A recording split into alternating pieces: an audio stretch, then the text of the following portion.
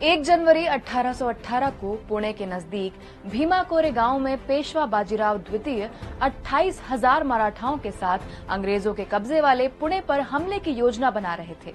रास्ते में मिली east India company की 800 सैनिकों वाली टुकड़ी में ज्यादातर सैनिक भारतीय मूल के महार दलित थे।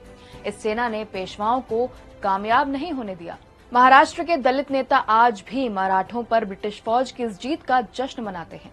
नमस्कार, महाराष्ट्र की कहानी सीरीज के तीसरे और आखिरी एपिसोड में जानेंगे देश की राजनीति में महाराष्ट्र का अहम क्यों है, दलितों के आंदोलन और आजादी के 13 साल बाद कैसे बना अलग महाराष्ट्र।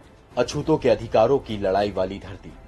इतिहासकारों के मुताबिक पेशवाओं के शासन के दौरान नगर में प्रवेश करते समय महारों को अपने कमर में झाड़ू बांधकर चलना होता था, जिससे पैरों के निशान मिटते चले। शरीर पर लटके बर्तन पर ही थूकने की इजाजत थी। यहाँ तक कि मंदिर में भी उनका जाना मना था।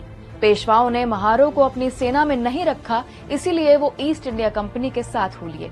छुआछूत, जातियों में भेदभाव और समाज में असमानता की वजह से महाराष्ट्र की धरती पर कई सामाजिक आंदोलन हुए, जैसे महाड सत्याग्रह, जिसमें डॉक्टर भीमराव अंबेडकर ने झीलों और तालाबों से दलितों को भी पानी लेने की अनुमति दिलाई। इसके अलावा कालाराम मंदिर में प्रवेश की लड़ाई और पूना पैक्ट, जिसमें दलित आरक्षण के लिए महात्मा गांधी और डॉक्टर अंबेडकर आमने सामने आ गए थे। दरअसल 16 अगस्त 1932 को अंबेडकर की कोशिशों से ब्रिटिश सरकार ने दलितों को अलग निर्वाचन क्षेत्र और 2 वोट का अधिकार दिया।